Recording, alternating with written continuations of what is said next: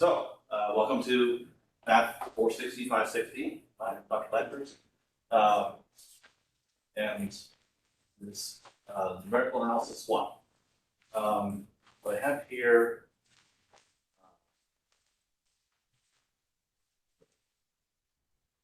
go ahead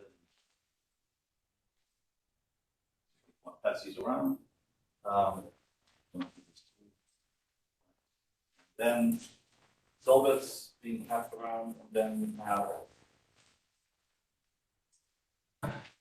separately a schedule. Okay. I'll go ahead and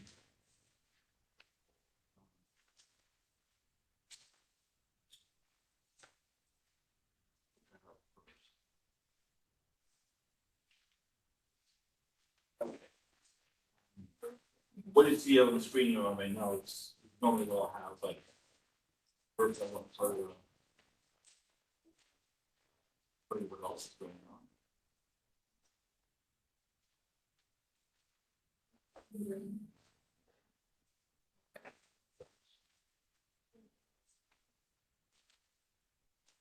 Okay, did everybody get one?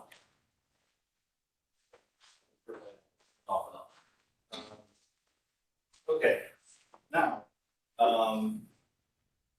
in Canvas,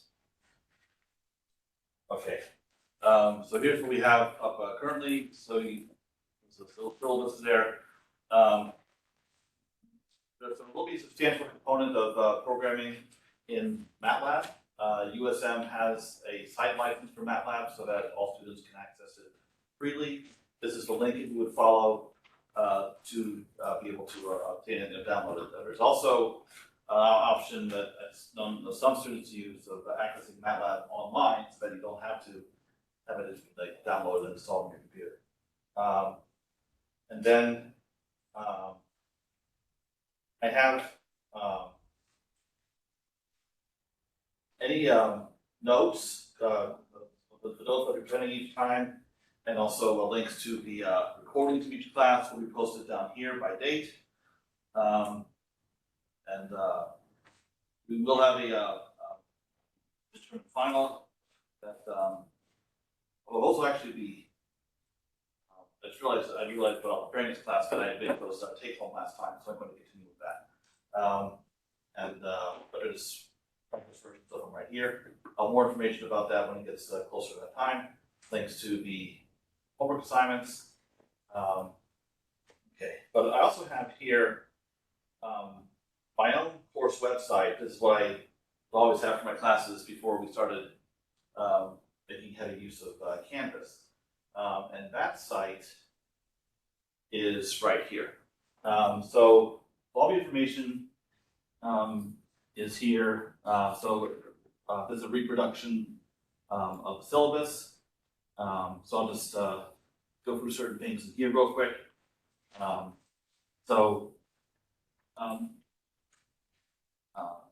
talk a little bit more about what numerical analysis actually is, like an actual definition of it. After I finish going through the syllabus, but for now, I'm going to say there's going to be a fair variety in the kind of problems that you'll be working out. There are some problems involving coding in MATLAB, and there's going to be problems that are theoretical, or improving something, and then various shades of problems in between. That's actually one of the things I like about this particular area of mathematics. So it's definitely not like a proof-heavy course, not like real analysis or long algebra, but there's some element of that. It's easy to effective. I'll talk more about the topic a little later on. Okay, I don't assume actual programming knowledge. Obviously, if you have some experience, it greases the wheels a bit. But I'm going to spend, starting from the second class on Thursday, I'll spend the next several classes giving a MATLAB tutorial. That's part of the textbook. So speaking of the textbook, it's my book, written with Amber Sumner, who's a faculty member at William Carey, just down the road. Um, so all the homework problems, and quiz questions will come from there. So we'll be covering several chapters from this starting from the beginning. So the homework and quizzes all lumped together, count 30%, midterm 30%, final 40%. Okay. In Canvas, I have these quizzes that are taken from what are called concept check questions from the textbook. So as we cover various sections, we'll be completing these are short answer questions, although you might not agree with me that they're short necessarily. But the point is, they're meant to encourage you to read the dang book. That after having done the reading, you'll generally find the answers there without too much trouble. So this is meant to get you accustomed to various definitions, important facts that will make it easier for you to do the other homework problems that follow. So this is everything. And then the sheet that I handed out that has the schedule that is reproduced here, has all the due dates. So unless there's some kind of natural disaster, obviously there's a non-negligible probability of that given where we live. We are sticking to this schedule. So as those of you who've taken higher level classes with me know, I'm kind of lax about due dates. So if you're falling behind, obviously you want to try to keep up as best you can, but if something's going to slip by a few days at this level, don't worry about it. But obviously don't put yourself in a situation where you're way behind trying to do everything at the end. And some students do put themselves in that position. Please try not to. That just makes it harder for everybody. Okay. Yes. So this is supposed to be what you gave us? Yes. Is there a discrepancy? Yes. Of course there is. Where? So at least at October 5th, this is midterm exam, but it's not on there. And like the final exam is also different. Okay. Midterm?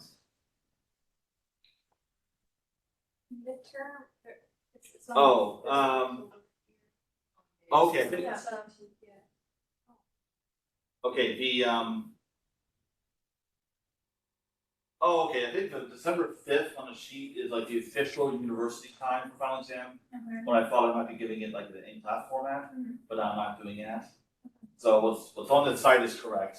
So I'll have to correct that. As far as the midterm is concerned, okay, let's see where. Yeah, maybe I'm rearranging there based on timing of fall break and such. Okay. Okay, so from October 19th back to, okay, so this part is at odds with what's on the sheet. Dang it. Okay. Well, I appreciate you pointing that out, but okay. Let's see, which one of these schedules do I like better? Okay.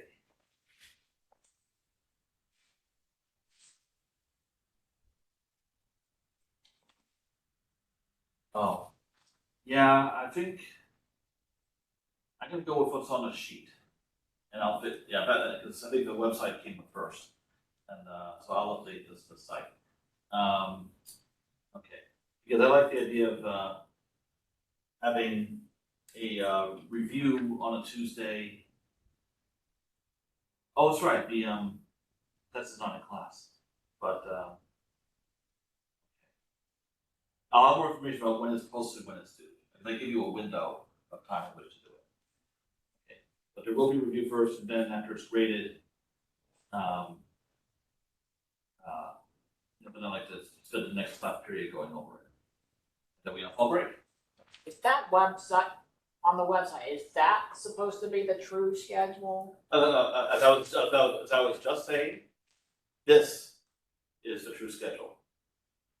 Okay, the website was made earlier, and I since reconsidered the dates. I will fix the website. Okay. Alright. But again, thank you for catching that. That would have been ugly. So, yes. Will the announcements only be on this website, or will they also be announced in Canvas? The idea is, I will first, if I have to make an announcement, I'm gonna send a Canvas message. And then, I'm gonna have it perfect about this, then I would take that text that I send in Canvas and copy it over here. Maybe group me if you guys want to join, send it in the email. Okay. Which is funny, because one of my colleagues in the, not in math, but within the School of Math and Natural Sciences was recently railing about grouping. So, I guess it can be used for various purposes, but, so I hope you'll all behave yourself. Okay, so,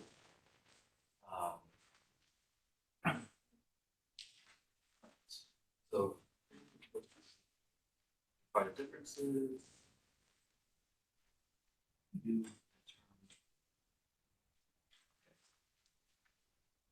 Um.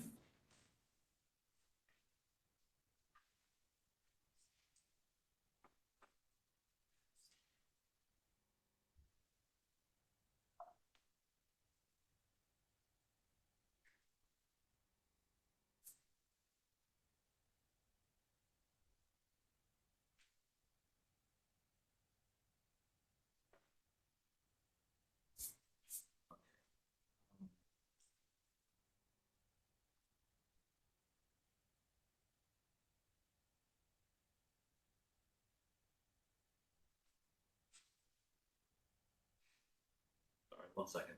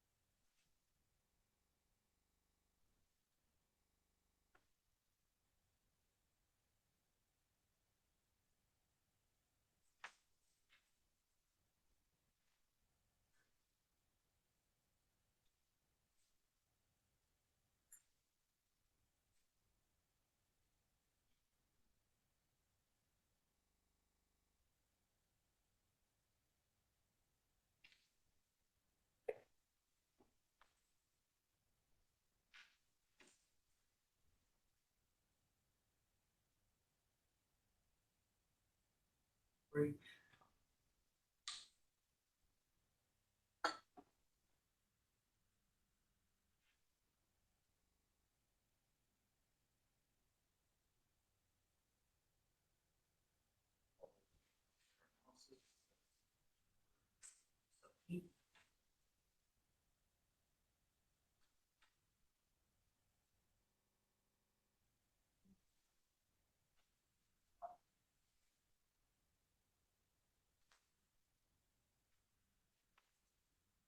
Okay. Um, okay, the due dates and the homework on this page are now thrown off, but now if I take a look over here, this is where the information, this information is mirrored in, Canvas. And everything here, okay. Because of the midterm, this has to be corrected also. You have to match what's on the sheet. This should be due on the 4th. Okay, so now all of these are correct. Yep. Sorry, I just want to get this out of the way right now. So 'cause I'm not terribly worried today anyway about, time. So homework 4 is due on the 3rd. Homework 5 is due on October 24th.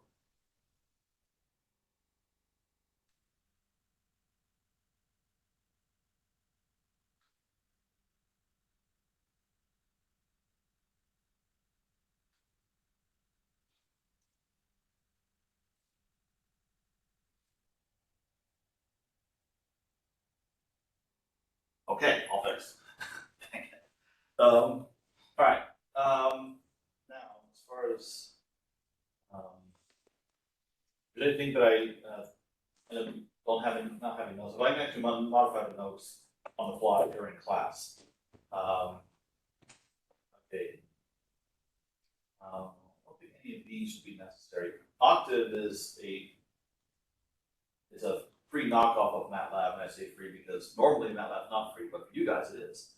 But I think it's Octave something you continue using after you're no longer a student. Okay. And then, yes, cat pictures. Well, on my main Yin and yang. yes. So then, although, okay, sorry, but the cats are no longer with us. That was from a long time ago. On my main website, where we have similar sites for all my classes, going back to my days here, it's the start of my 15th year. Then, okay. Oh, some of you are on this page. Okay, and the cats. But current pet is a dog, so there are dog videos. So. Good old the internet. All right. Come on, let's go. Oh, I didn't mean for video to play. Dang it. Run, run, run. That's that's gonna be fun telling her back. So yin and yang are no longer here. No, they passed away several years ago. Yeah, they were brother and sister. So, we first got them, yeah, they had this circular bed, and one time we were laying in it with the color of their fur, it looked like the yin yang symbol. So that's how we named them. Okay. All right. Questions about how the course is run before I get into any material? Yes. Do you wanna submit like a file of the MATLAB if like once we do the explorations, you wanna? Okay, so this will become more clear when I actually get into MATLAB, but because so what I'd like to see is whatever code you write and output. So that would show me that you actually ran your code. Sometimes someone will submit something that's some code, and then I can look at it and just tell like, oh, they didn't run this, because I could tell just by looking that it was not going to work, or maybe they knew it was going to work and didn't care. Because I reserve a right to go ahead and run your code myself. But if you go ahead and do that first, that's a way of showing me up front, like, oh, okay, you're getting the correct result for whatever it was. MATLAB code is normally written in what are called M files. So we have a .m extension. So I'm not talking about MATLAB data files that are called .mat, .m, because those are ordinary text that I can go ahead and view and edit and so forth. So you can type your commands in there, or you can make MATLAB functions, whatever is called for, they all go into .m files. So that's where your code is. That's the most important thing I need to see.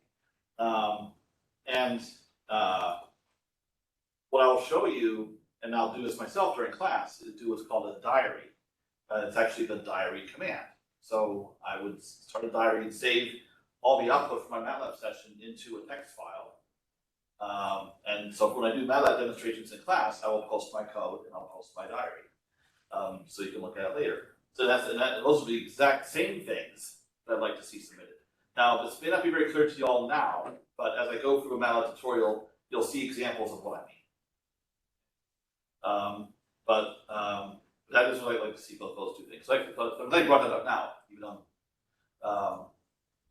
as you can see from the schedule. Okay, yeah, first assignment's not due for a while. Any other questions about how the course is run? Yes? What do we do about the Canvas assignments?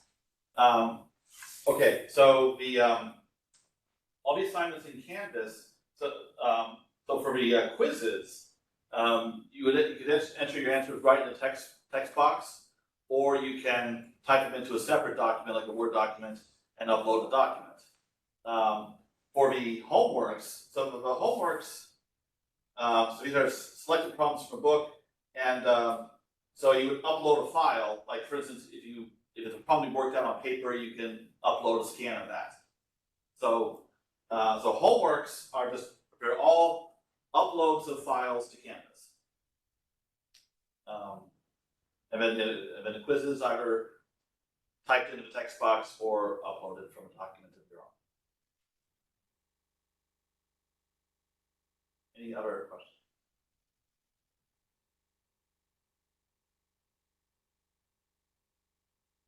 Okay.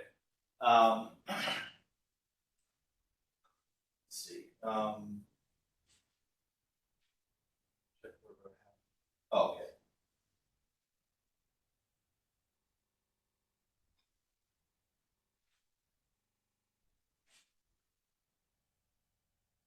Since I have quizzes and homeworks lumped together in the same group, so from a collection of homeworks and quizzes, the lowest two scores will be dropped.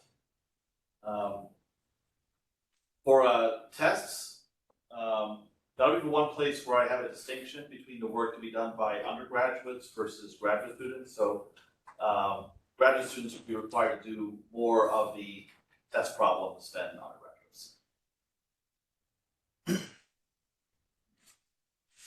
But you can, Canvas, you can look at these to get an idea of what you're in for as far as the tests are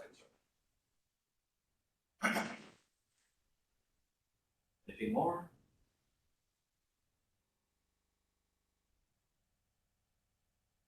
Okay.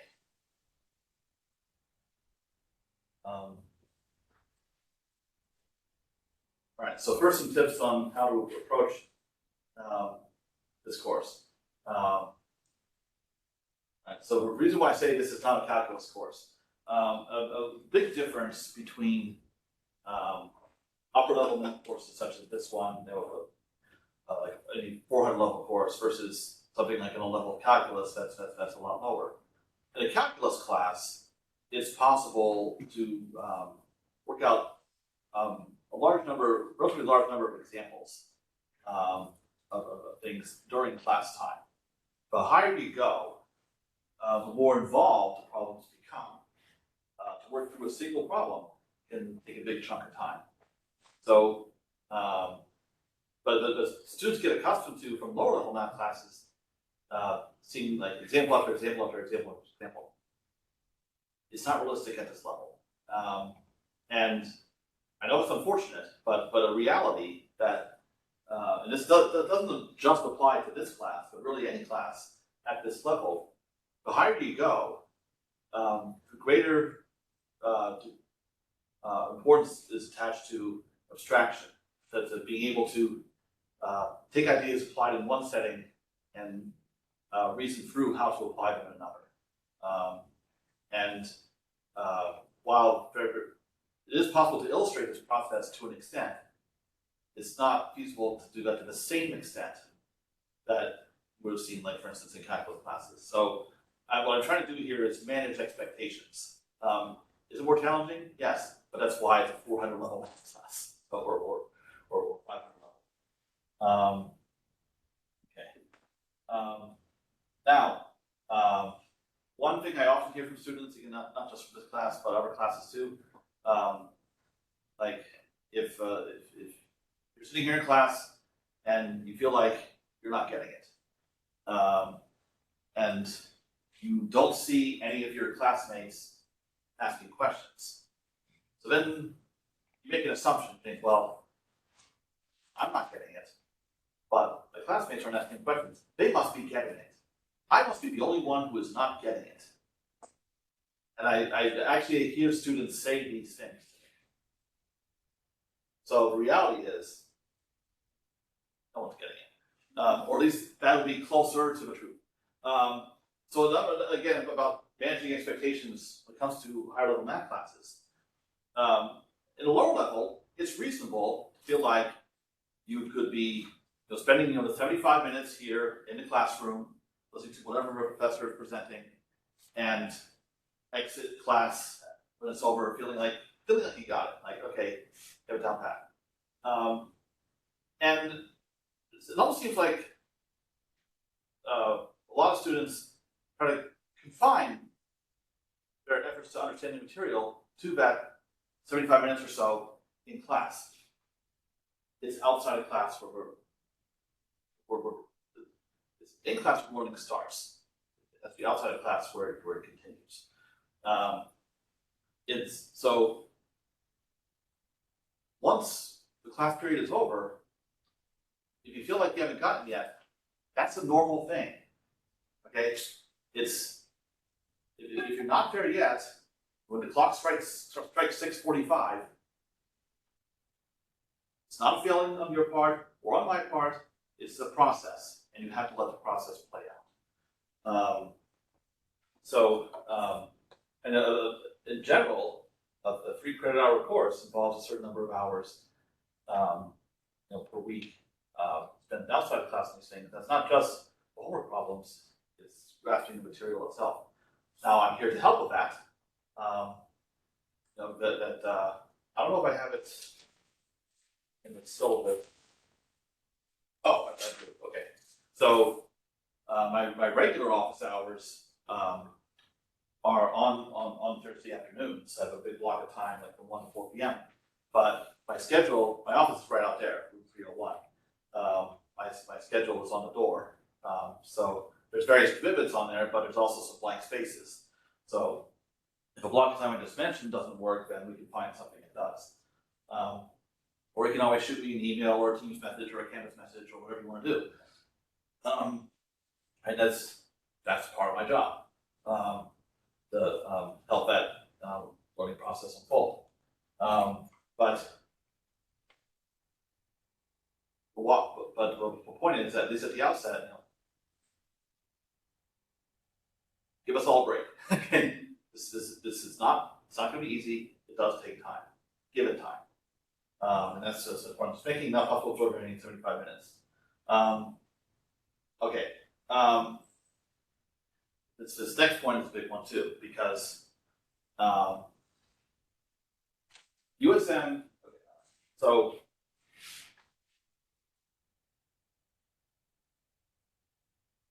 this is the 4th university that I've taught at. I've been at USM for the longest time compared to the other 3. But what I found is that students at USM are by far the absolute worst at asking for help. About recognizing that maybe a good idea to talk to a professor, and I understand the reluctance to do that, but it doesn't make it any less maddening when something can be done. So please keep in mind if you are struggling. There are all kinds of things, there are all kinds of resources out there, but you're not really doing yourself any favors if you exclude me from that list of resources that you're willing to turn to. Okay. I mentioned this because I have heard students say, "Oh, I didn't want to bug you." Knock it off. Again, part of my job. Okay, quick info about me. So I'm starting my 15th year here. got my bachelor's at a different black and gold school, Purdue, a very long time ago. I hate doing the math on that. Majored in math and computer science. Unfortunately, this class is only part of the degree plan for math majors and for a technology option. I feel like computer science students could benefit from this too, but computer science has changed a lot since 20th century. Yeah, my PhD turned 20 years old this year in interdisciplinary program, scientific computing and computational mathematics. That's a mouthful. And in fact, there are a lot of graduate programs like this. Back then, there weren't many that blend like numerical analysis, as subject to this class, and applied mathematics and computer science. There are a lot of jobs in those areas. I mean, employers like graduates with math degrees, but they really like graduates with math degrees who have programming experience. That's something to keep in mind. So research, I mean, part of my research is numerical methods for partial differential equations. This course, 460, 560 is the first course in a 2-course sequence. The other is 461, 561 that I'll be teaching in the spring. Not too many people take that because it's not as required. It can serve as one of your upper level electives. So in that class, we learn about numerical linear algebra, also numerical methods for solving ordinary differential equations. So then my research takes us one step further for partial differential equations. If you've ever taken Math 417, that's offered every spring, you'll learn about that. Okay. So finally, now that I've been yakking at you for over half an hour, it's about halfway through the class period, what is the subject? What I find amusing is that this class is offered every other fall, and of course every fall we also have another analysis class, that's Math 441, real analysis, and I find students get their analysis classes mixed up. They're talking about real analysis, and then they call it numerical or vice versa. I'm like, oh god, these classes could not be more different. I mean, mathematics divides into there's a huge chunk of mathematics that's analysis. That basically anything that's based on calculus falls into the analysis basket. And then there's also the other big portion is algebra, all your groups, rings, and all that stuff that you all hate so much. Or probably do. So for this particular type of analysis, what is it? In a nutshell, it's when using computers to solve the kind of mathematical problems that you've been learning how to solve on paper in other classes. So in calculus, linear algebra, differential equations, those kind of classes, you're solving problems using what are called analytical methods. So basically, it's something that you can carry on paper without the computer. You're relying on theory. So by contrast, in this class, we're going to learn about numerical methods for solving those kind of problems in particular. So what are the differences between the two? So an analytical method, that's what's familiar to you.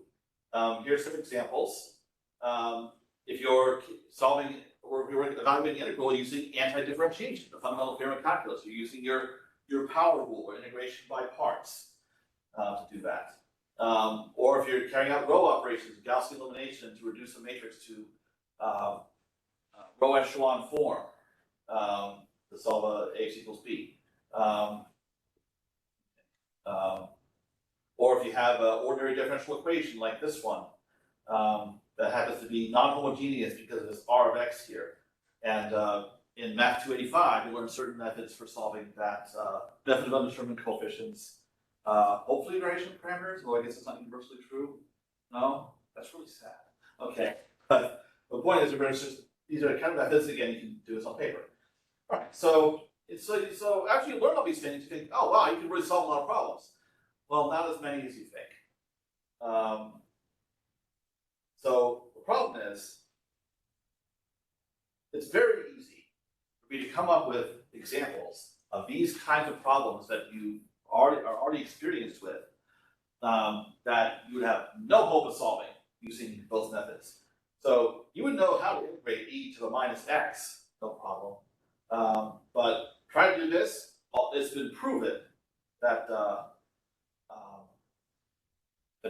there's no hope. All the techniques you learn will not help you evaluate that integral. Best you can hope for is maybe an approximation of some kind. Like if you replace this with a Taylor series, you can get an approximation. And this is not some quick function. This is a very important function. This is, what kind of function is this called? Does anyone know? And it does come up in other classes. It's a Gaussian function. It has importance in partial equations, but also in statistics. Normal distribution. You've definitely seen this function in discussion of that, taking math 320 or 420. So it's something we'd like to be able to integrate, but we can't.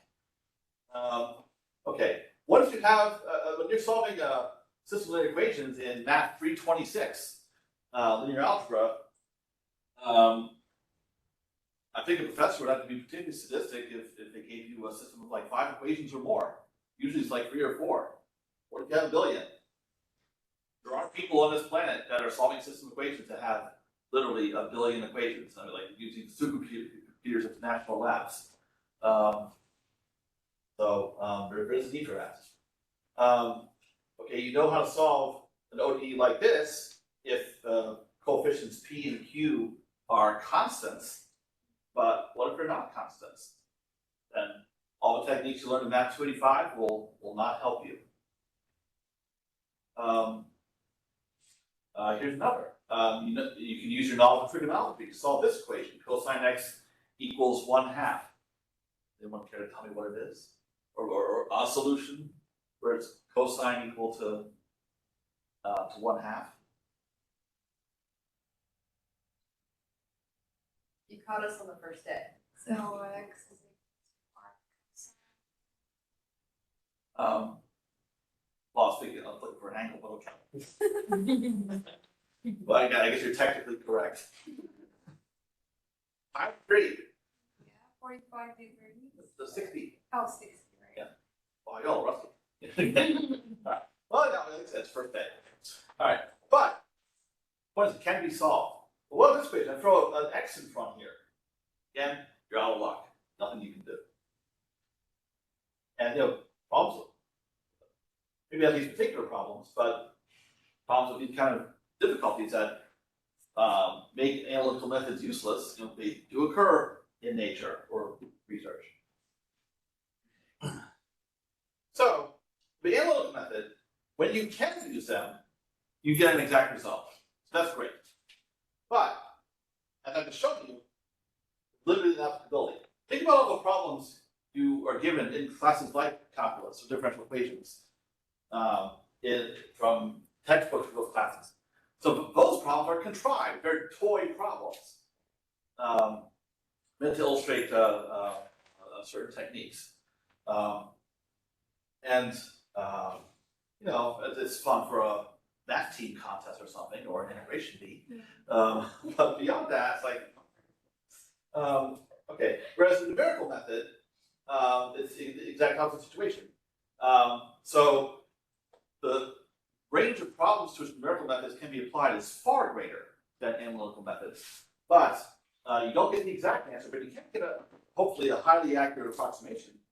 And in most cases, that's going to be enough. I mean, if the error is going to be like 10 to the minus 15, I mean, that's pretty dang good. And in some applications, you might not even need anywhere near that. In some cases, an error of 0.01, like a 1% error,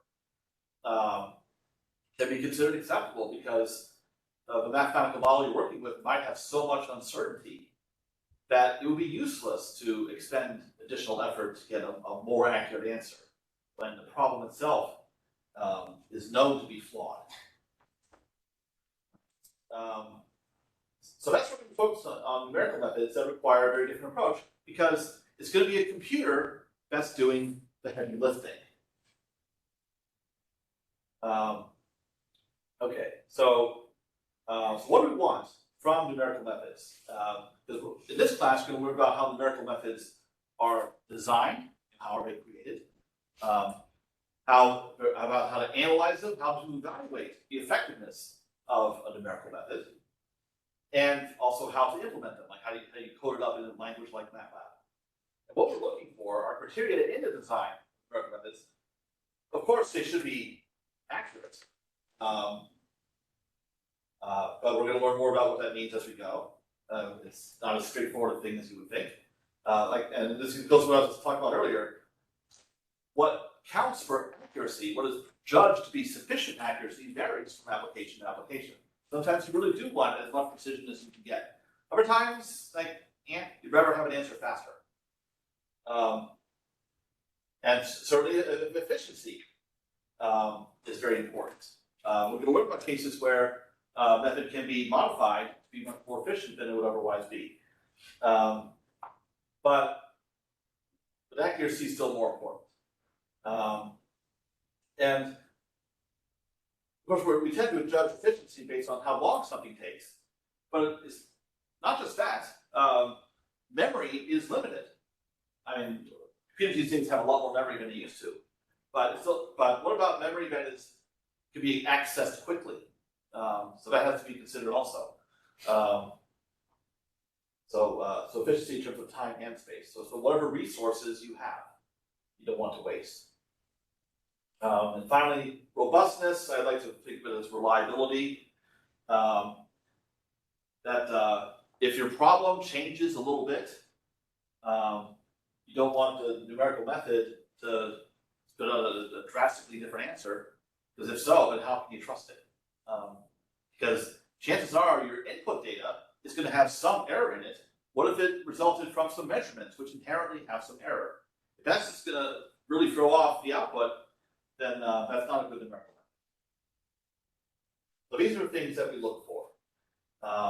And we'll learn in the early part of the course about evaluating these criteria. Okay, so, but the other thing to think about is, what do computers do best? Arithmetic. It's all about add, subtract, multiply, divide for that. Whereas our skill set's very different. Like we're really big on pattern recognition to help ourselves to solve problems. Whereas the computer is just a workhorse. So numerical methods are designed with the different strengths of computers in mind.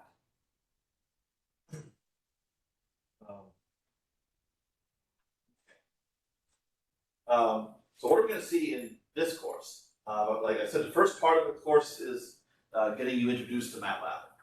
So we're going to go through a tutorial that's in that I have in chapter 1 of the text.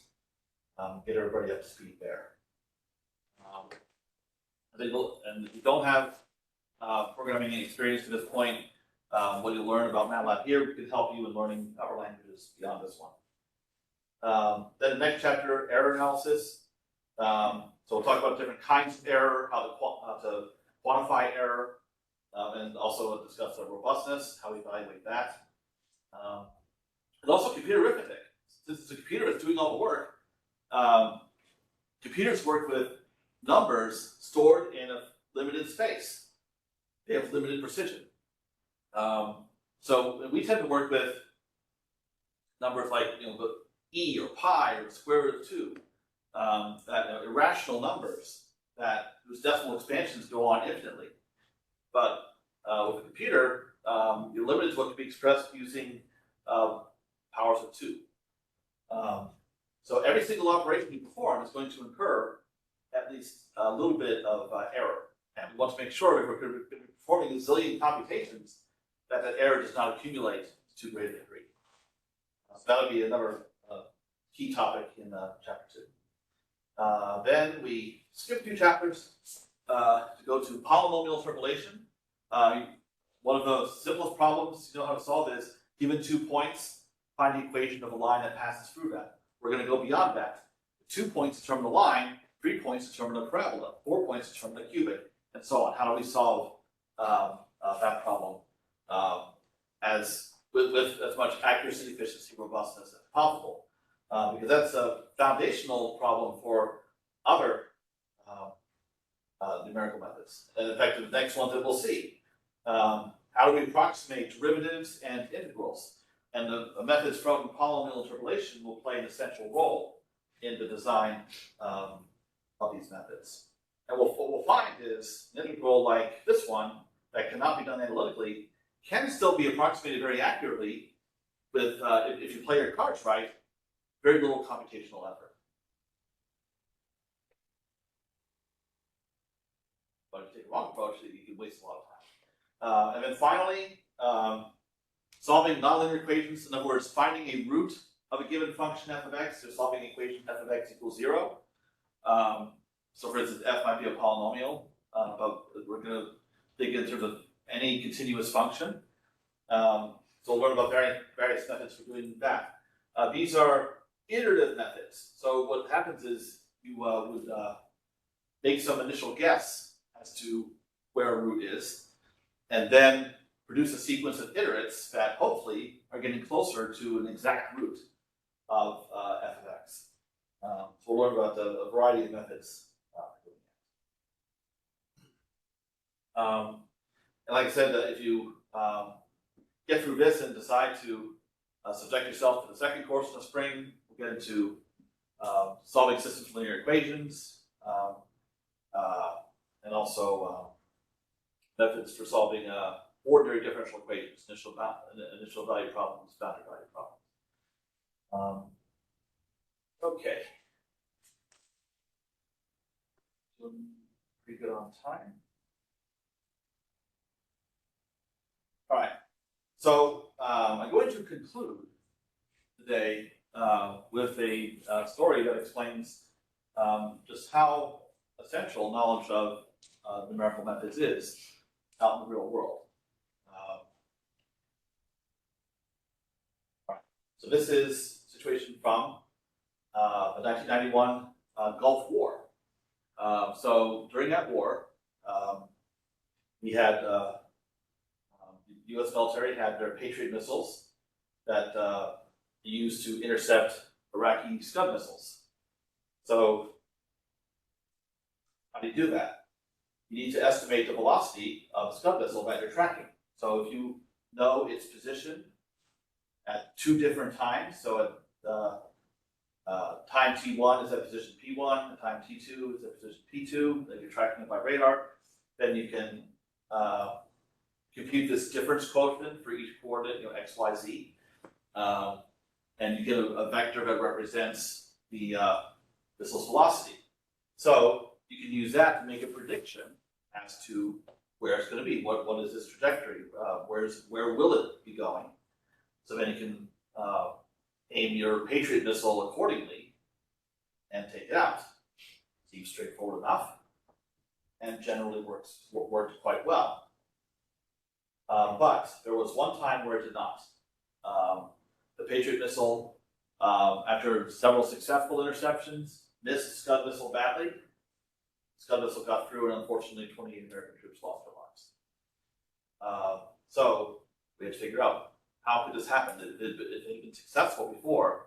What went wrong this time? And it turned out that concepts from numerical analysis led to the answer. It was actually this part right here. The subtraction of the time values, not the position values, time values. So what caused this to fail after several successes?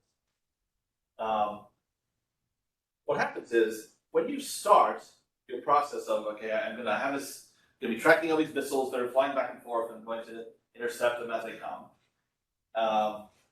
And so then you basically start the clock, and you're subtracting time values. At first, these numbers, T1 and T2, are pretty small. So then the chance of a difference between them is also going to be small. In that case, it's fine. But over time, as you continue tracking missiles for hours, days, weeks, these numbers start to get quite large. But the difference between them is still going to be small because you're still tracking trajectories in the same way. You're trying to because you want to measure the velocity frequently to get an accurate trajectory. But here's the problem: when you have subtraction of very large numbers that are almost equal, so in other words, the difference between them is much smaller than the two numbers you're subtracting. What happens is the first several decimal places of these numbers will agree. So you have cancellation in the first several digits. The result of that is you're giving away precision. So this is a phenomenon that is called catastrophic cancellation. And unfortunately, in this case, catastrophic was meant literally. So whenever you have this kind of subtraction situation going on, the result, T2 minus T1, that is actually computed, is much less accurate than it would otherwise be, because you only have a limited number of digits of precision, and by having the leading digits of the numbers T1 and T2 agree with one another, therefore cancel, let's say the first 8 digits of the two numbers are the same, that's 8 digits of precision that you've left on the table. And that's enough to throw off this trajectory estimate and miss the interception. So, after they realized that this was the case, then they decided what to do about it. And their resolution was to restart tracking every 8 hours. Because that, by restarting every 8 hours, that imposed an upper bound on how large these numbers could possibly get. So there would still be some error incurred, but they figured that would be an acceptable level of error. At least they knew that it wouldn't get any worse than that in terms of having a sufficiently accurate trajectory estimate so that the interception would succeed. And this worked. So there were no more disasters like this one. So, so it's not enough to take what you know from solving problems analytically and just have a computer go ahead and carry it out. There's more to it than that. Like certain issues that would never come up, like that's the difference between linear algebra and numerical linear algebra. For example, in Math 326 linear algebra, if you were taking that, or whatever equivalent that you would have taken, there are 3 types of row operations that you perform on your matrix, and one of those is interchanging rows. In a paper-based math course, the only time you would do that is if it was absolutely necessary to avoid a situation of dividing by 0. In numerical linear algebra, you're performing those same kind of row operations, but there's an additional reason to interchange rows, is to contain the propagation of error from one computation to the next. So it's all these little things that come about from performing what's called limited precision arithmetic, whereas in paper you can have as many decimal places as you like, as you're willing to deal with,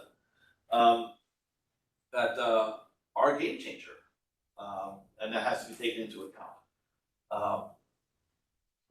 And so this course, this sequence, gives an idea as to what has to be done differently when it's a computer that's solving a problem.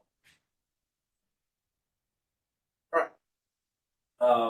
So in the very first section of the book, there's a very brief description of all the topics that are going to be covered, only some of which are going to be covered in this class, but this gives you a preview, so that's essentially what I was doing right here. But it's on Thursday where we really get into it as far as using MATLAB is concerned. Okay, so any questions about anything?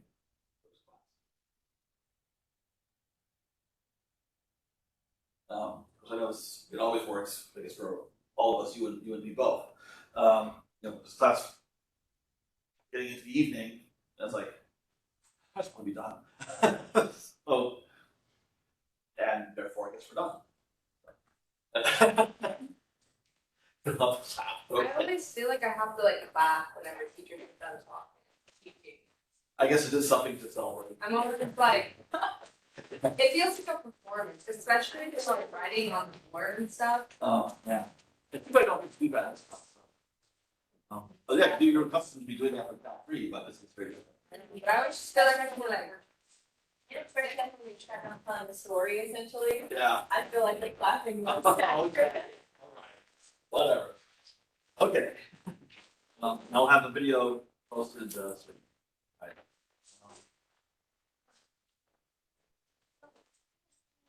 We can access